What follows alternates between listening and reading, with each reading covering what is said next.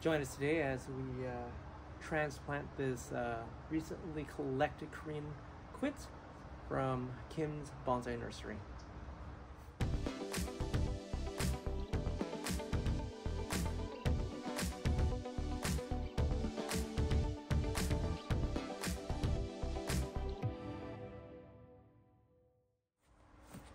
All right, welcome back everybody. So this is the collected quince, or the collected Korean quince I got from Benny Kim in Failing, California, a couple days ago actually. What I've done since then, it was nothing. I wasn't prepared for to transplant this into its container yet, so I had to go get some pumice, some perlite, and some potting soil. I was actually out of everything. I wasn't ready for this. So what I did is I just let it soak in water with a little bit of, I think it was HB 101, some Super Thrive, whatever I had in like the garage left, and I just threw it in there, let it sit for a couple days, and just let it soak. What I did do during that time was, it was growing in this really tight, I think it was like a 3-inch pot or 2-inch pot. Removed it and just let it soak. Kind of teased away some of the surface roots that was growing on the top. Also what I did is I actually cut, I'm not gonna lift this, it's actually pretty heavy. I actually cut the bottom flat with a bypass shears, really big ones, bypass ones. And then at this point, I'm looking at the survivability of this tree. Usually these trees are pretty tough, and then it's too tall. If you've seen it, this is really tall. So, so my goal today is, for transplantation, is to kind of make sure all the cuts are clean, and then reduce most of this root mass to the bare minimum, so it's, you know, it gets those fine roots going. Trying to eliminate as many of those big roots as I can. This has a high rate of success. So again, this is probably grown in the high desert, really dry conditions. So it, you know, it's gonna get some water. I'm flaking this. They're known for this flaky bark, and this is kind of the proposed front. It is kind of the widest. You can see how big this tree is. Whoa, a little heavy too. So you see how wide this tree is. So this is kind of like the proposed front. This most likely be my leader, and then there'll be like kind of like a clump or things that you need to know about quinces or fruiting quince like this. They don't heal over really well, and they heal over really slow. So something to bear in mind. So if you kind of stump cut all these things really short, it's going to take a long time for that to heal over. So some of the, woo, you can see how unstable this and heavy this is. Some of the things I'm going to do today is I'm going to cut them shorter, as much as I can, to reduce some of this weight and some of the height. I want to make sure, like, my overall tree height, it'll probably be around this. It's going to be a big tree when this is like ready to show in about 40 years probably. But my goal is to kind of reduce some of these branches so they bifurcate early on. I'm going to keep most of the branches as what they have left here. The back side, there's no branches back here because it was growing against some of the other quinces he had. So I'm going to propose this as the front for now.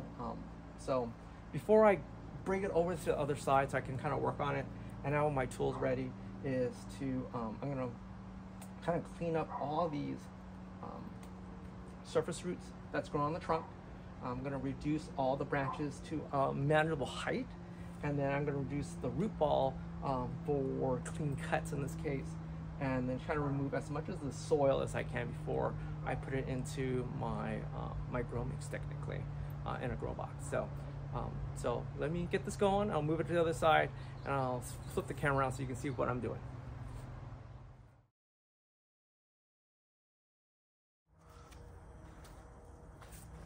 All right, so we're on the other, my other side here, a little better working conditions. As I said, I'm gonna try to clean up most of the surface roots. Let's see what I'm doing.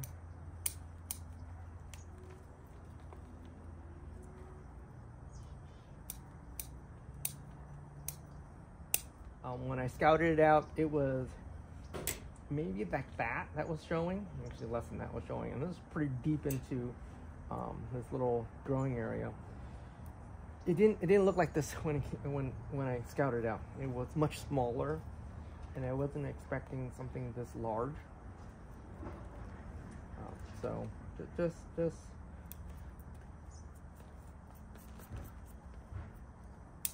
and of course, make sure when you're digging trees you have the appropriate tools.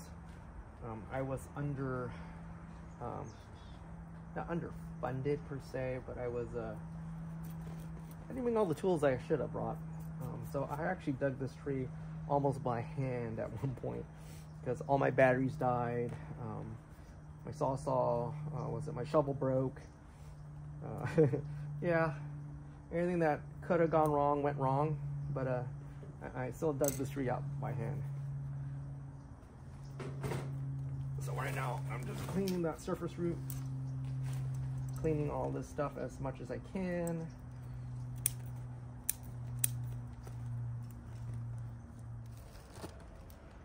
All right, now for the bottom roots, wherever you can save, this is where you want to save.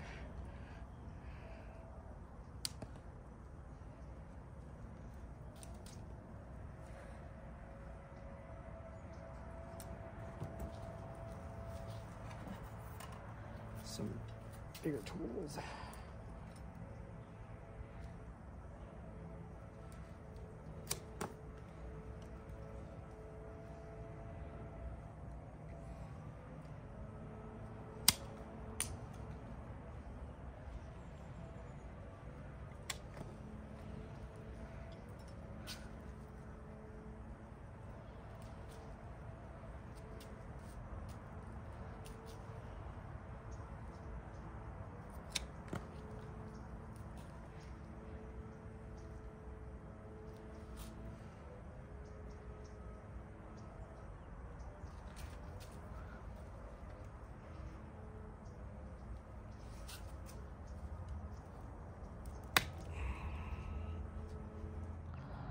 All right, so this root mass right here, it's actually really low.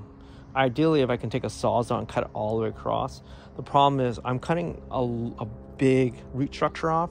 This is a lot of storage sugars in here, and that's gonna help it recover in that phase. So what I'm gonna do is I'm actually gonna let it grow, and I'm gonna try to cut this later on another time. That's probably the best solution at this point.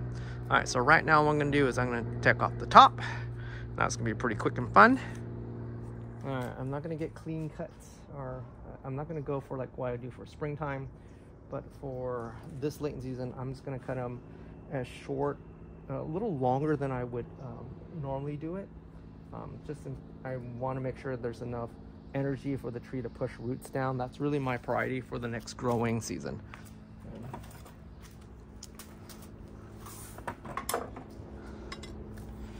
Quinces are very dense wood, so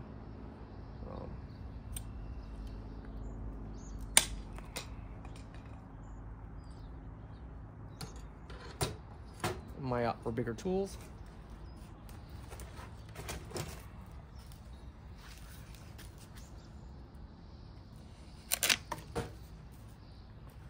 And I'll come back in spring and I'll probably make them neater with a finer tool when they pop out.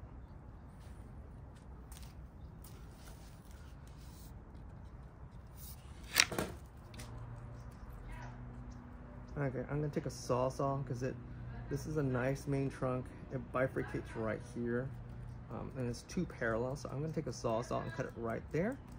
I'm gonna seal it and then cut it the top around here somewhere, right here. Probably around here somewhere, because I want to reduce this basic to the fork as I can. I just don't know how far it will die back, so I'm being really conservative on this one. So let me take a sawzall really quick, cut that off, and then put it right there.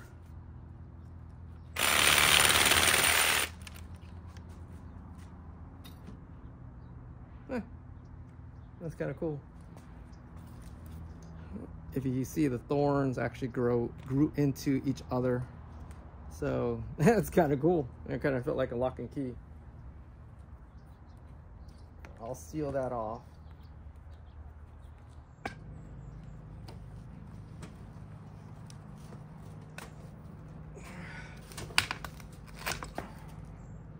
Okay.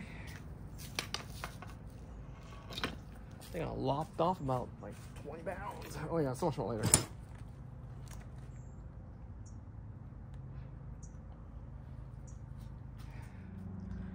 So ideally, I would actually get it down to about there. There. Somewhere around here. Here. Could be lower. That one's for sure lower. And then that one's not bad, actually. Shorter. Get some taper in. I'll do that in spring. That one could be like... But I just want to make sure we have enough starches, store sugars in here that can push new root growth in the next couple months. So that's really my concern. All right, so here's the next bit. And if you can see just right next to me, let me move my camera. That's my temporary grow pot. Oh, that's my temporary grow pot. It's just a concrete tub. Put holes in it. I'm gonna wire it in so I can wire the tree together. That's just perlite, about 60% or 70% perlite to about 30% potting mix of whatever you got. This is just temporary. It's free draining, really light, lets the tree breathe. And I water trees like no tomorrow. So, and it's pretty sterile. So this is actually a really easy mix, cheap too. So that's another reason I use it. I don't put in akadama. And that mentality is you have to like prove to me that you deserve akadama before I even give you akadama. So different mentality. Again, I'm a hobbyist. I'm not a professional, so that could be the main difference. So let me pre-mix my stuff really quick and then get this wired in and pot it up really quick. Quick wire in the pot. I'm just gonna dump.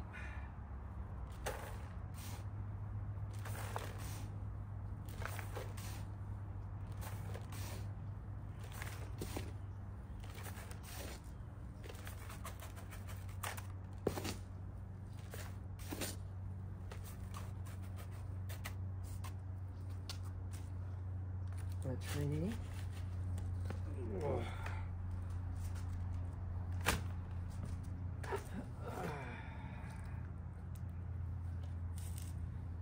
This is where you start trimming.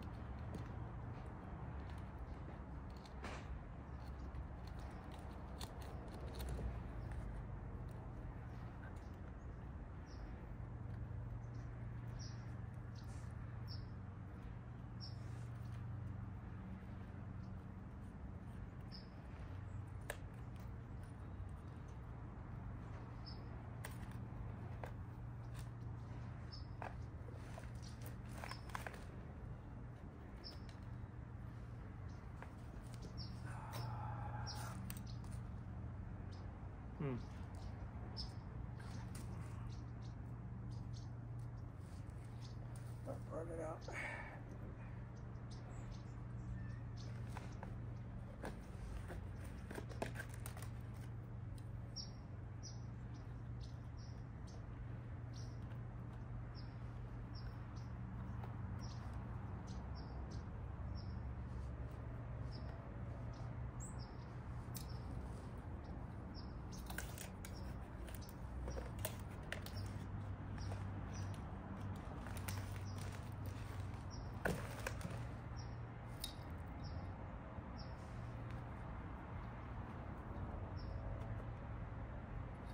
I got 3 tie downs on it. Should be big enough to hold in the pot.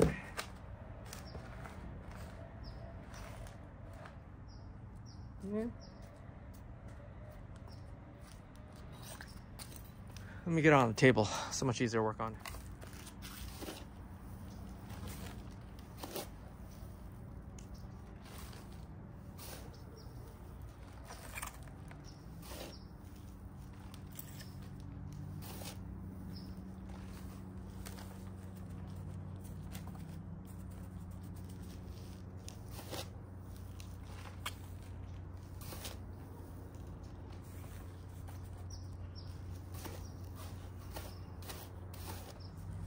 All right, so that's it. I'm gonna probably seal these cuts in a couple minutes here, and seal this one for sure. I'm gonna actually place it into my growing ground. Hopefully by March we'll see some signs of recovery by either some new branches, sprouts coming out. And then I'm gonna put this on the ground itself. Hopefully it will produce roots inside this grow tub, and then roots will escape through the bottom. And then by the end of the year, I'll actually rock it to kind of break those new roots. And then water, fertilize like normal until this thing's ready to cut back. But again, I'm gonna let it just sit and grow. And then springtime, I'll make sure I'll cut back to where I see buds. But yeah, what do you think about this tree? And do you think this will survive or not? Good or bad, it's gonna be placed in the grow ground, or growing my growing ground here. And we'll come back to this in about probably 4 months and see how that looks in 4 months. And we'll do an update on this guy too. So if you guys like the video, like and subscribe. Also hit that notification bell. You know, we're getting to the point where people are watching my videos a little more intensely now. If you guys like it, yeah, leave a comment. If you don't, also leave a comment. Tell me what I could have done better. You know, I always like to improve my skill sets best I can. But until then, next time, thank you for watching. I'll see you guys next time. Bye-bye.